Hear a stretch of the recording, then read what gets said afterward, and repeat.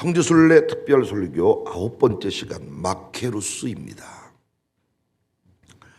순례 5일차 일정 안에 마케루스라고 하는 곳에 방문하는 일정이 포함되어 있었습니다.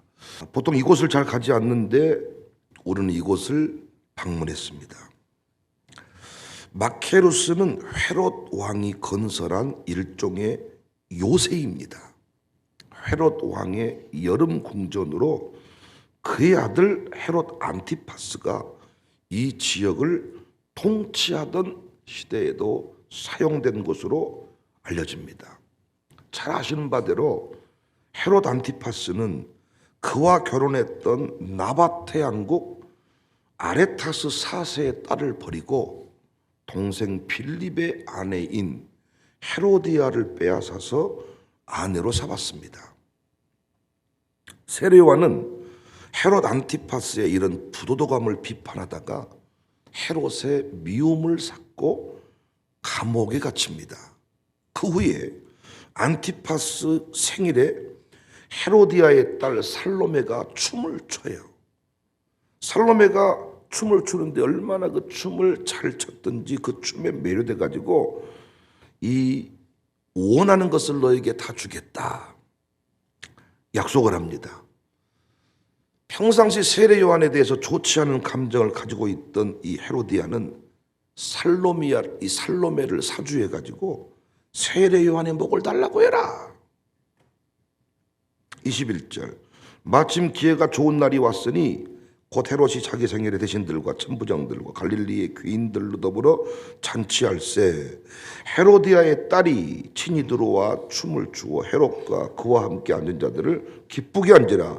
왕이 그 소녀에게 이르되 무엇이든지 내가 원하는 것을 내게 구하라. 내가 주리라. 24절 그가 나가서 그 어머니에게 말하되 내가 무엇을 구하리까? 그 어머니가 이르되 세례 요한의 머리를 구하라 하니 그가 곧 왕에게 급히 들어가 구하 이르되 세례 요한의 머리를 소반에 얹어 곤대게 주기를 원하옵나이다 하니 헤롯 안티파스는 헤로디아의 요구를 들어주어서 세례 요한의 머리를 잘라서 살로메에게 줍니다. 26절 왕이 심히 근심하나 자기가 맹세한 것과 그 앉은 자들로 인하여 그를 거절할 수 없는지라 왕이 곧 시병 하나를 보내어 요한의 머리를 가져오라 명하니 그 사람이 나가 옥에서 요한을 목베어 그 머리를 소반에 얹어다가 소녀에게 주니 소녀가 이것을 그 어머니에게 주니라.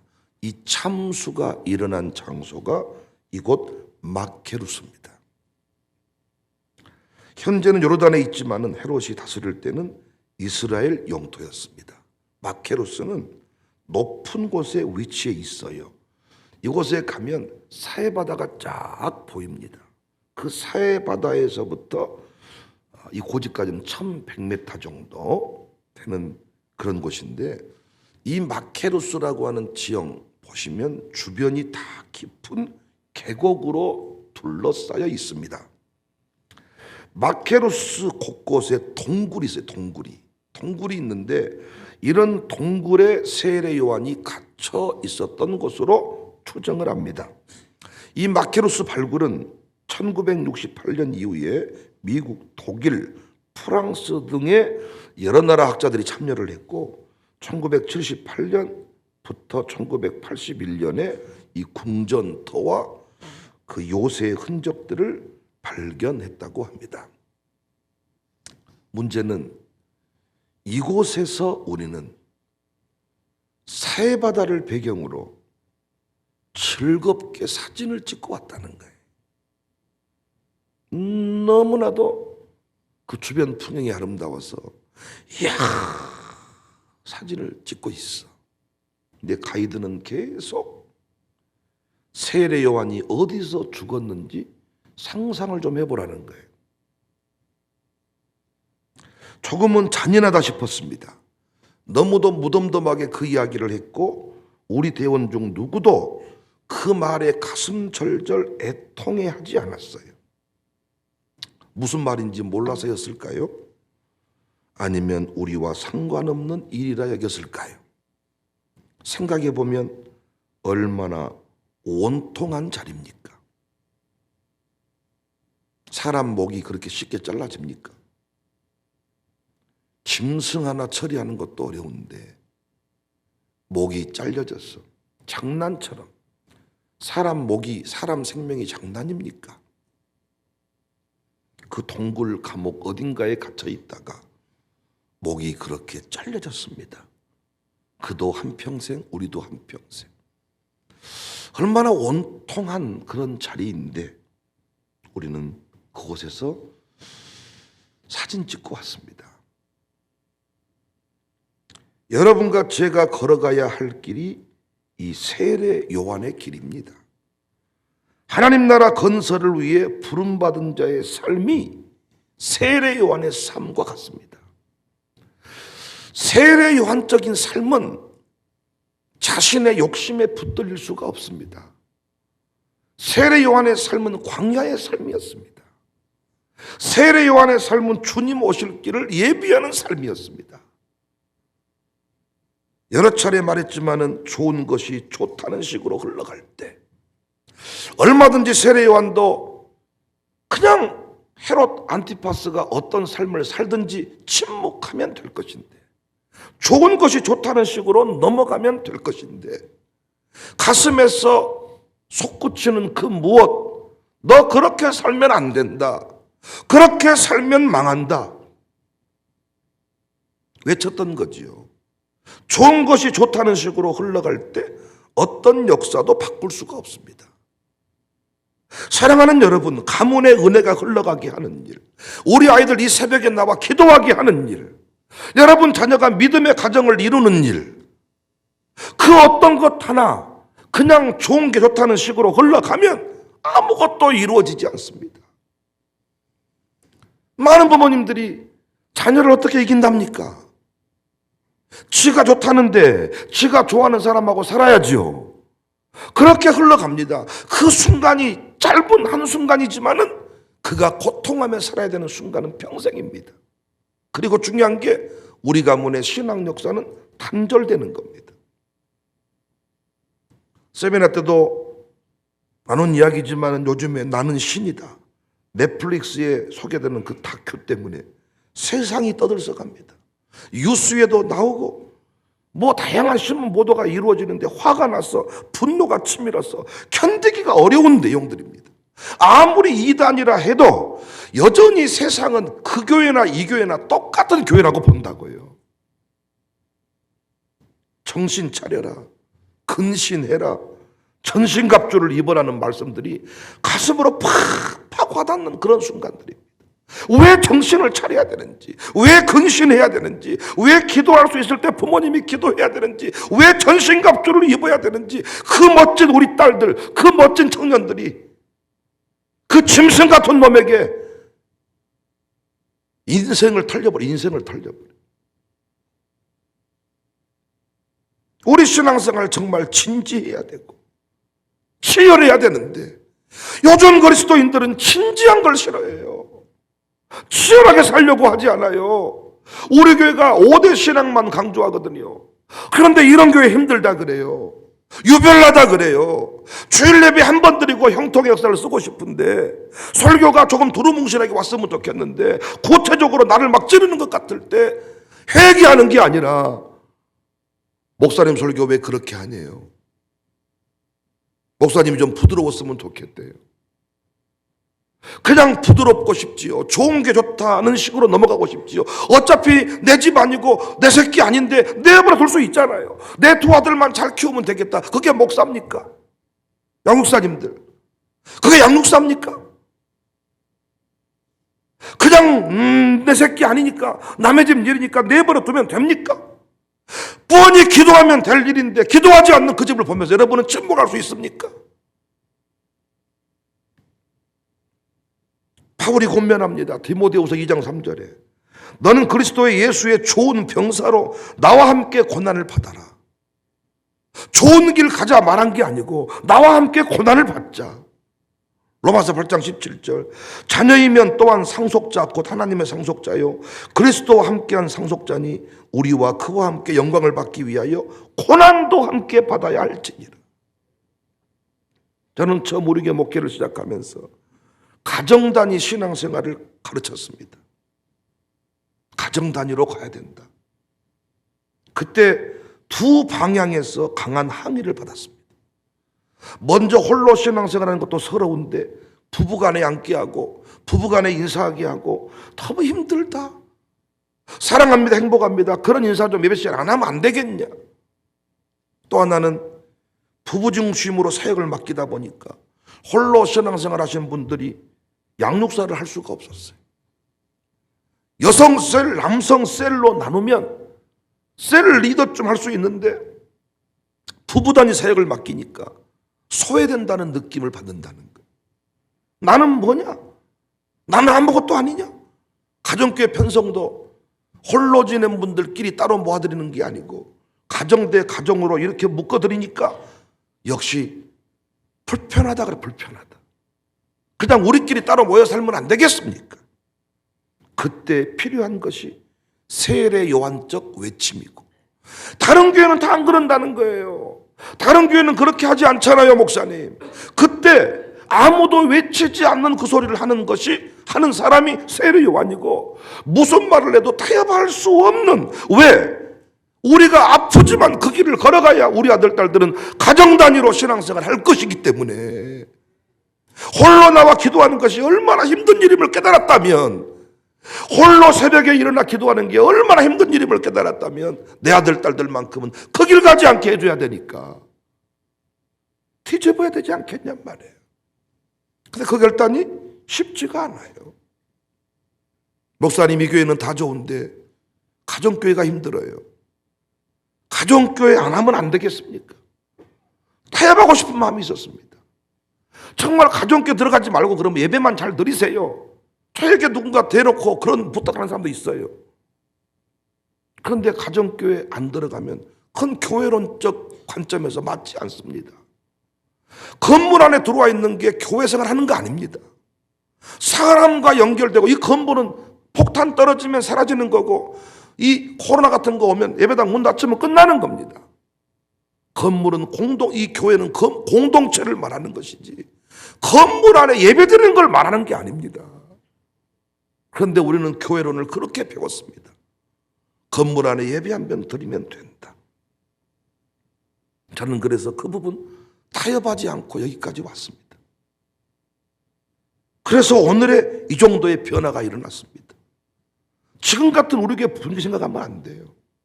당시에 사람들이 오는데 이것만 수정해 주면 좋겠다고 하는데 이걸 타협하지 않고 간다는 게 쉬운 얘기 아닙니다. 다른 교회는 그렇게 안 한다잖아요. 그 말이 목사에게 너무 힘들어요. 다른 교회는 안 그러는데 목사님만 왜 그러세요? 그래서 결국 우리 교회 이상하다 그래. 이제는 5대 신앙이잖아요. 저는 5대 신앙이 부흥의 주제가 될 줄은 꿈에도 몰랐어요. 원래 5대 신앙 주제로 부흥이 안 했어요. 근데 요즘에는 가는 곳마다 5대 신앙으로 부흥해달라 그래. 이번 컨퍼런스에 오신 분들도 마찬가지. 5대 신앙도 별의별 소리를 다 들었습니다. 율법적이다, 이상하다, 그렇다고 믿음이 좋은가 대놓고 나한테 물어보는 거예요. 5대 신앙 지킨다고 믿음 좋습니까? 난 이거 율법이라고 봅니다. 별의별 소리를 다 듣습니다. 근데 저는요, 고고학자, 영적 고고학자가 되어서 고고학적 발견을 해봤습니다. 위대한 종들, 위대한 교회, 여러분도 한번 발견을 해보시라고요. 역사의 중심에 선 사람들을 파보니까 그 마지막에는 5대 신앙의 터가 나와. 외할머니가 했든 할머니가 했든 아버지가 했든 자기 집안에 누가 어머니가 했든 그 5대 신앙의 뿌리가 5대 신앙이 나오더라고. 5대 신앙이 결국은 제자 훈련하는 것도 5대 신앙의 주인공 만들기 위함 아닙니까? 승리하는 인생은 다 5대 신앙 위에 선 사람이에요. 이번에 세미나 오신 어떤 목사님 말씀해 주시더라고요. 이번에 그 지진이 엄청나게 난 동네가 튀르키예입니까? 어딥니까? 그쪽 동네에 엄청난 손해가 일어났는데 어떤 한 지역, 한 동네만 건물이 무너지지 않고 지진을 견뎠대요. 어떤 동네인가 봤더니 그 내진 설계도대로 지은 건물들은 그 지진 가운데 다 살아남았다. 목사님 세미나를 듣고 보니까 5대 신앙이 그와 같군요. 그와 같군요. 저도 목회했지만 돌아보니까 5대 신앙에 선 사람은 흔들리지 않는다는 거예요. 5가지 중에 한 가지라도 비틀대면 그 신앙이 무너지는 거예요. 주일이 안 되는 사람이 있고, 새벽이 안 되는 사람이 있고, 다 되는데 목사 전종 신앙이 안 되는 사람이 있고, 다 되는데 교회 모임은 안 들어가. 교회는 안 섬겨. 교회 사랑 신앙이 없는 거예요. 교회 사랑 신앙이 뭡니까? 그냥 페인트 칠하고 청소해주면 교회 사랑입니까? 그게 아니라 그랬잖아요. 교회를 섬기는 거예요. 네가 판사고 변호사고 회장님이어도 교회 화장실 청소하고 교회에서 밥하라 그러면 밥하고 교회를 섬기는 일이 교회 사랑 신앙인데, 목사하고는 잘 지내. 그런데 교회 모임은 안 들어가. 4번째가 무너진 거잖아요. 야, 돌아보니까 그 5가지 위에 세워진 사람은 어떤 시험이 와도 요동치지 않더라는 거예요.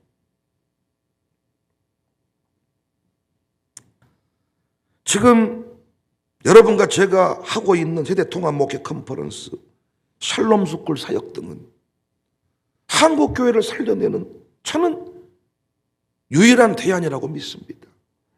다시 오실 주님을 기다리게 하는 신부로 단장시키는 사역이라고 생각합니다. 앞으로 교회들이요, 살아남기가 어렵습니다. 거대한 음료 세력이 큰 성 바벨론이 되어서 엄청난 공격을 할 것이기 때문에 우리는 고난의 길을 걸어갈 준비가 되어 있지 않아요. 저부터가. 조금만 어려우면 왜 주님 믿어도 이런 일이 벌어지냐고 원망하는 것이 몸에 배 있습니다. 우리는 잘못 배웠습니다. 예수님 믿으면 무조건 대박이 터뜨려져야 돼요. 형통이라는 개념도 잘못 배웠습니다. 감옥을 안 가는 게 형통입니다. 그런데 하나님의 계획이 있으면 감옥도 갑니다. 부채가 없는 게 형통입니다.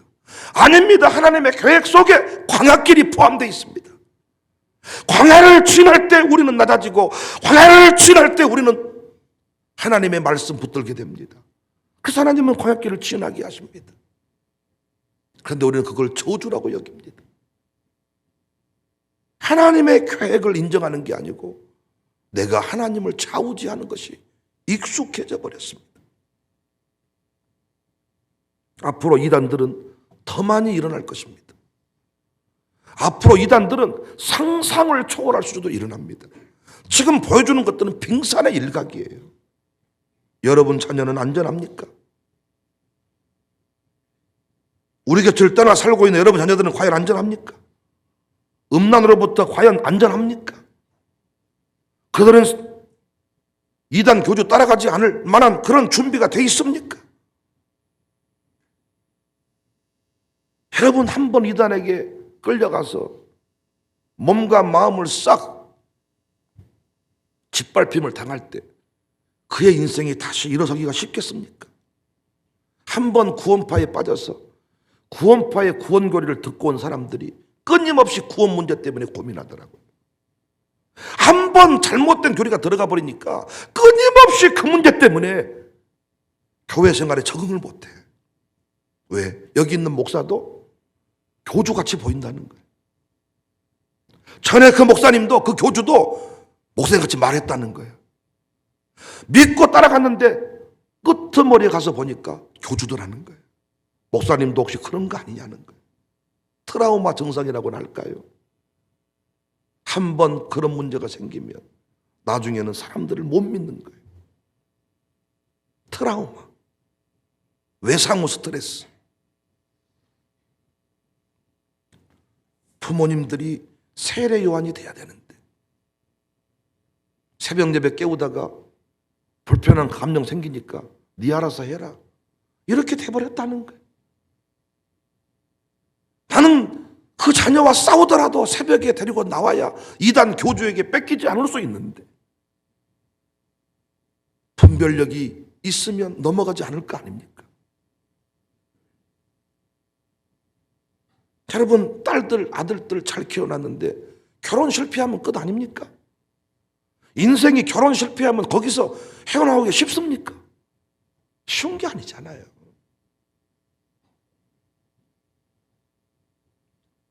좋은 소리를 들으려고 목회하면 되겠습니까?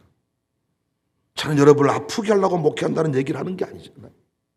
양육사가 좋은 소리만 들으니까 가정교회 식구들이 세워지지 않아요. 타협해버리니까 문제입니다. 저도 14년쯤 살다 보니까 어느 부분은 타협이 돼버리더라고요.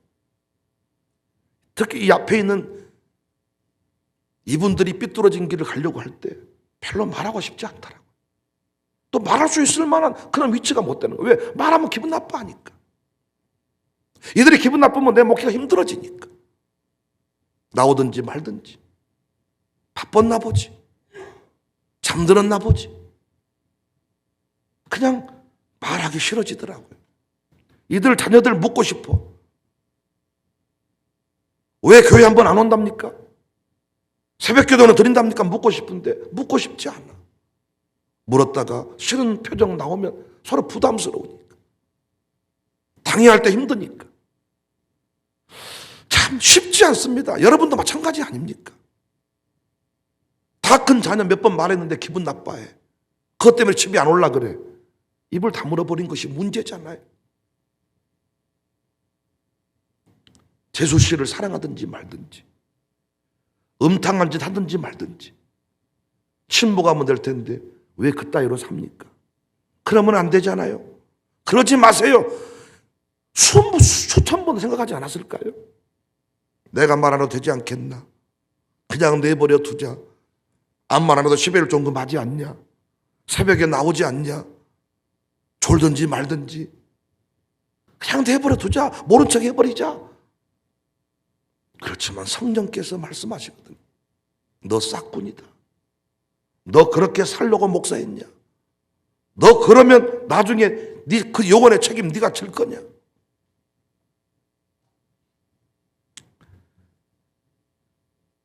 우리 아이들 곁에 교회가 있고 주의 종이 있었다면 그렇게 이단 교주에게 몸바치지 않았을 겁니다.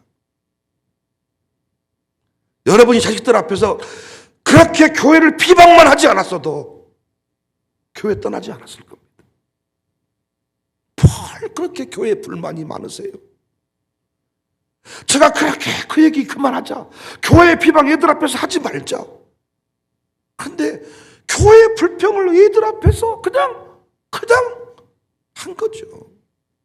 아니란 대처.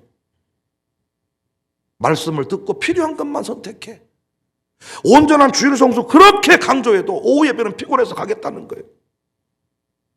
11조를 그렇게 강조해도 절대로 11조를 안 하겠다. 왜? 돈이 없다는 거예요. 다른 돈은 다 있어도 그 돈은 없다. 남의 돈 안 갚은 사람의 특징이기도 합니다. 그 돈만 없는 거예요. 항목이 아예 집어넣지 않는 거예요. 그 돈. 나중에 돈 때문에 무너집니다. 안 되는데 하다가 세월호 사건이 일어났잖아요. 우리는 세월호 그림을 볼 때마다 가슴이 미어지잖아요. 기울어졌을 때, 저때 물이 들어오기 시작했을 때, 그때 가서 야 나와야 된다라고 누구 한 사람만 얘기해 줬다라면 그렇게 안 됐을 텐데 하다가 사라져버려. 영국 교회가 그랬다잖아요. 하다 보니까 사라져버렸다. 하다가 미국 교회가, 하다가 지금 한국 교회가,